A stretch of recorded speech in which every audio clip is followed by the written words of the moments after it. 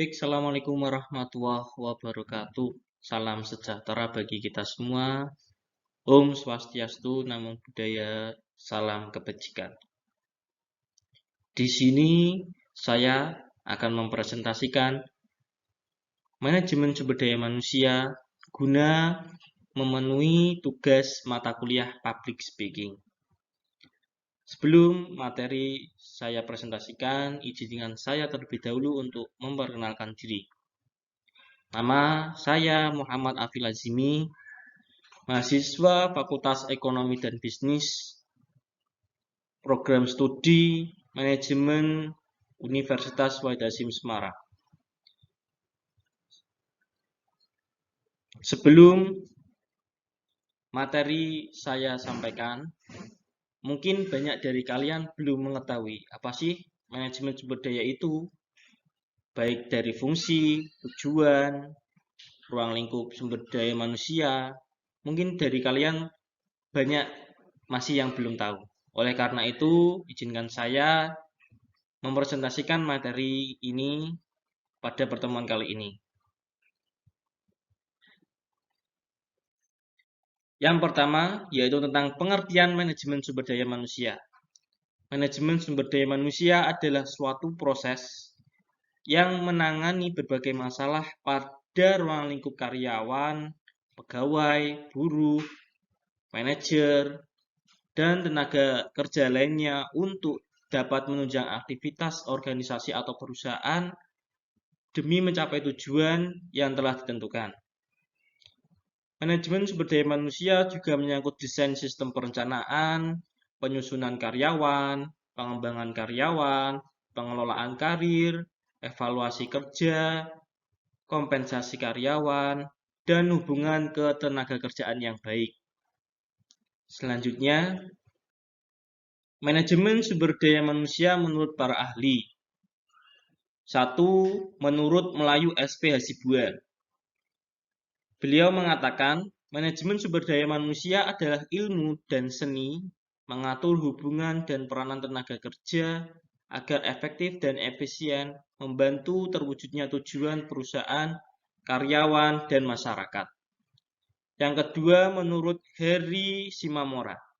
Beliau mengatakan, manajemen sumber daya manusia adalah sebagai pendayagunaan, pengembangan, penilaian, pemberian balasan jasa, dan pengelolaan terhadap individu, anggota organisasi, atau kelompok kerja.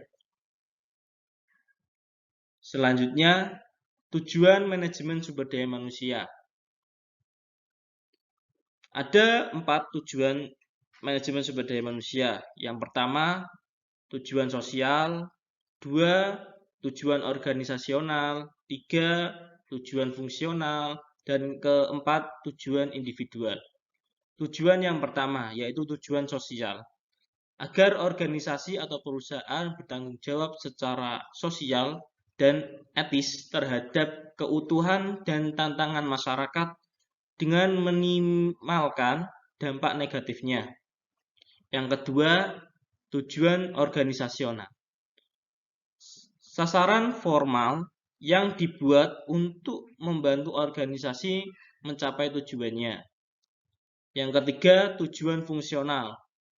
Untuk mempertahankan kontribusi Departemen Sumber Daya Manusia pada tingkat yang disesuaikan dengan kebutuhan organisasi. Yang terakhir, tujuan individual. Tujuan pribadi atau tujuan individual dari setiap anggota organisasi atau perusahaan yang hendak mencapai melalui aktivitas organisasi. Selanjutnya, fungsi manajemen sumber daya manusia. Yang pertama yaitu tentang perencanaan.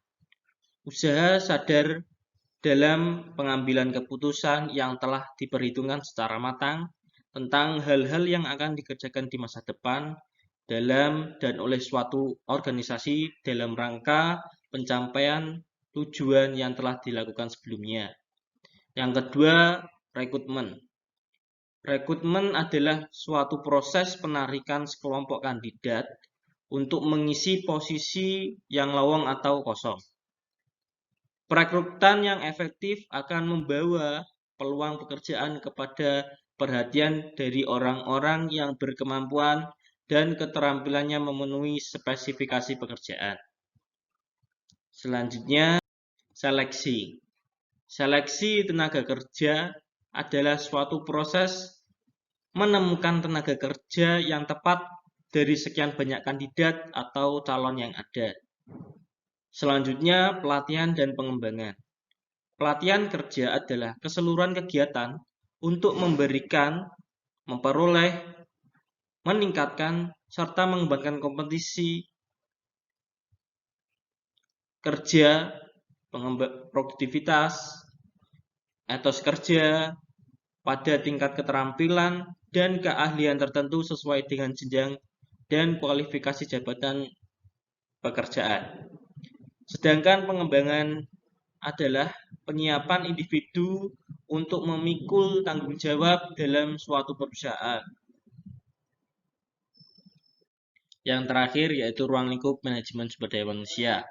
Secara khusus, manajemen sumber daya manusia meliputi beberapa hal sebagai berikut, yaitu 1. Perencanaan. Ruang lingkup ini mencakup perencanaan perekrutan karyawan dalam perusahaan.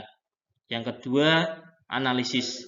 Ruang lingkup analisis calon karyawan dan calon karyawan ini berhubungan dengan penempatan kerja secara profesional. Yang ketiga, penilaian. Hal ini merupakan ruang lingkup yang mencakup kinerja karyawan dalam suatu perusahaan. Yang terakhir yaitu evaluasi.